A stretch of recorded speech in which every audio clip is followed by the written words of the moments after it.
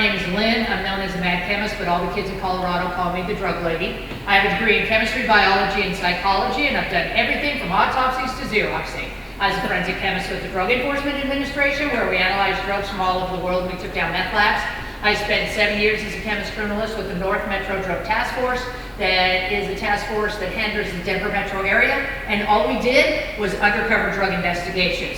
So I've been on thousands and thousands of drug deals and drug busts. I have personally been involved and processed over 250 meth labs. I'm a recognized expert all over Colorado when it comes to meth manufacturing, chemical contamination, parental issues, all that stuff. I left the task force, started a nonprofit called Act on Drugs, where I speak nationally, but I do get money from foundations in Colorado specifically to talk to our kids. And last school year, I did 801 trainings, 734 specifically to our kids. So they are really the biggest impact when you look at legalization of marijuana. My name is Karen Randall. I'm a physician. I'm trained in emergency medicine and pediatrics. I worked in Detroit as a teacher for 18 years and then moved to Colorado right as they legalized. I call myself an accidental expert because as I was working, I realized that things were changing and I had to figure out why. I went back to school and I actually got a certificate in cannabis science and medicine because I couldn't figure out what the good part was because I was constantly seeing the bad part. By way of disclosure, neither Lynn and I have money in the Cannabis Institute. We don't make money. And anybody presenting their opinions, you should ask, do you have any disclosures to make? Because a lot of people will present a lot of opinions, but they're making a big amount of money. So I would always be sure to ask what disclosures they have. So I think really in order to understand the deep problems that we're experiencing in Colorado and the United States is you have to understand that what they're talking about. And it took me a while to figure out what they're talking about. Everything that is from hemp to THC, dabs, wax, shatter is all cannabis. Hemp is Cannabis sativa. It is ruderalis. So hemp is Cannabis ruderalis. Other parts, the sativa and the indica, are both THC producing plants. So it's all cannabis. So people will say, well, it's only hemp. But hemp is cannabis. So it just has a variety of concentration. When we look at the plant itself, it has numerous chemicals and numerous compounds. I guess in the future there will probably be some of these compounds that do end up having a medical benefit. We know that some of them cross the blood-brain barrier. Obviously THC is one of those. It's why people get high and high so quickly sometimes. But right now medically, I don't believe we have any true indications for what we're selling in Colorado.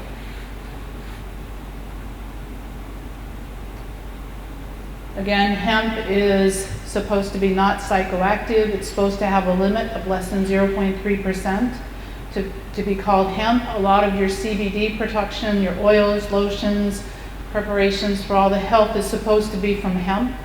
Two things. One, if it has CBD in it, it has THC in it. It's being extracted by using butane or propane. When they extract it, you don't know how the concentration is going to be. Any of the market products that you're buying on the counter will have THC with it. The amount of THC is a gamble. Secondly, well, you'll see, well, it's hemp seed oil. Hemp seed oil, if it's made from hemp seed, it's completely inert. It has nothing. Go get some vegetable oil and pour it on your skin or in your bathtub because it'll have the same effect. So when we talk about THC, the sativa is part of, it gets you high, it gets you up, it's what people use to get creative. Indica is what's used to sedate you, so people say it's indica or indicouch. When we look at old marijuana from the 1960s, 70s, and probably anything before the 1990s, if you looked at a typical joint, it was 1 to 3 milligrams of THC. Keep that number in mind when we talk and go further on. And when you look here, what were the people doing with the joint that was 1 to 3 milligrams? They were sharing it. They weren't using the whole thing by themselves, so they were sharing a joint that averaged 2 milligrams. What we have today is a whole different array of products. And these are products that if you legalize will come directly to you. It took Colorado a couple years to get all these products up and going, but they will come directly to you. We have edibles, which is here. This is all kinds of products. If you can imagine that it could be edible, there's cannabis mixed in with it. We have joints, and then we have stuff called dab, wax, and shatter, and each product has its own concentration. Let's talk about the... Yeah, these are the edibles, and you can see first and foremost they are marketed to our kids. And marijuana is the #1 problem in all our elementary schools, middle schools, and high schools. I have been called in because 3rd and 4th graders bring their parents edibles to school, and other kids have no idea what it is, and then they're taken out medically. You can see it is marketed to our kids. Look at this. All the names and things that you recognize, and you just change it just a little bit to make it marijuana. You know, the chronic toast crunch instead of cinnamon toast crunch. But the coloring, the labeling is all very similar to what people recognize. These gummies and worms, they take all the Haribo candy out there, spray it with THC oil, and repackage it. In my state, it is 1 serving. 1 serving is 1 gummy bear. Is there anyone in here that only eats 1 gummy bear? No, you eat handfuls, right? And that becomes a problem. Because when you eat marijuana, it is not like smoking it. It's got to go through the digestive tract, and in some people, it takes 3 hours to give them the psychological effect. So they eat part of a brownie, piece of a cookie, or a gummy bear, and in 30 minutes I don't feel it, so what am I going to do? And in 30 minutes I don't feel it, so what am I going to do? And 30 more minutes I don't feel it, so what am I going to do? Now I'm an hour and a half into using all this marijuana, so when it comes to fruition, they struggle. They vomit like crazy. They call it greening out. They're vomiting. They also pass out. They drop to the ground unconscious, wake up, and can't remember what happened. If your brain chemistry is out of whack, and you wake up scared, is that a good thing? Could they hurt themselves or someone else? Be involved with the popo? And we see all that. We have seen the very first incident was a kid came from Wyoming, ate 1 cookie because he wanted to see what it was like. He went so psychotic he jumped off the 4-story balcony of the hotel. That was our first death from marijuana. Next was a 16, 17-year-old kid who ate too many edibles at a party, went psychotic, got a knife, stabbed himself 21 times, including slitting his carotids. I had the unfortunate pleasure of talking to our coroner about that case. We've had kids shoot themselves in the head, shoot other people, just all kinds of chaos goes on, and a lot of it's from these edibles. They don't act like smoking, and they're extremely potent. The marijuana sprayed on here, the oil, is super, super potent. So you can see it is a big problem. It also becomes about disguise.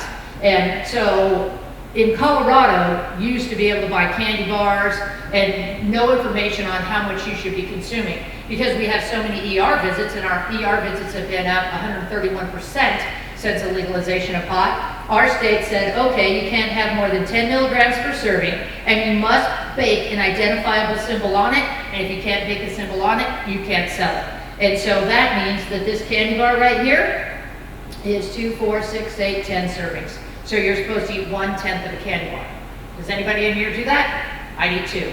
And so you can see that, but they're marketed to our kids. The thing about them is they have no drug paraphernalia, and they have no odor on them, and they've eaten the evidence. So it's very, very hard to deal with until it all comes to fruition, and they show up in Karen's ER or any other ER in our state. Here's another close-up picture of what it's supposed to look like. But again, kids don't understand 10 milligrams, nor do they care. They want chocolate, they're going to eat chocolate, and the same with adults. I've been in schools where kids eat a whole candy bar and just pass out, and an ambulance comes and takes them to the hospital because they're so sedated. So you just don't know what it is, but it is marketed to our kids. And again, look at this. It's Pop-Tarts, not Pop-Tarts. We had an issue early on where they were making candy bars that looked just like the Hershey candy bars and changing the name. So they looked just like Almond Joy, but they called them Ganja Joy. They had reefer pieces instead of Reese's Pieces. They had Mr. Butta, B-U-D-D-A, fingers. Butta is code word for marijuana. The Hershey factory came in, Hershey Company, and shut that place down. But you can see it's marketed to kids. This is from a dispensary that Karen went into and took this picture. Look at this row of candy bars. They are 500 milligrams per candy bar. That means each of those candy bars need to be broken into 50 pieces, because our serving is 10 milligrams per serving. And so too potent, eat too much, comes to fruition, and struggle like crazy. And kids get their hands on them. Like I said, we've taken them out of elementary schools. Here's the disguised ones. So now they've gotten really good at being able to identify things, so let's hide it. So what do we have? We have condoms that have THC on it. Any way you can get it in the system, they're getting high. They have suppositories that work just like suppositories. And my favorite is they now have tampons. That you just stick up your little keister. The longer you leave them in, the more it goes into the bloodstream. And again, no drug paraphernalia and no odor of dope. And you got to figure out why I'm high. And so that is 16 times the limit of a single dose in the state of Colorado. And all this stuff is very readily available. And guess what? Our kids know all about it. And you know, here's some more. We got toothpicks, we got toothpaste and mouthwash and patches. These patches, they can get the different cannabinoids that they want, and they stick them on their skin, and they look like nicotine patches. And I can't tell you how many teachers come up and say, yeah, a kid had a little patch on him, and I thought it was a nicotine patch, and the kid told me, oh yeah, I'm trying to get off cigarettes. And the teacher's like, oh, good for you. And when they find out they're dosing themselves with THC or the other cannabinoids, the teacher is absolutely livid. So they're, you know, they do it right in front of people. They use it in the bathroom, they use it everywhere, and it becomes a very big problem in our schools. And obviously the kids, some kids, especially the little ones, don't really know any better.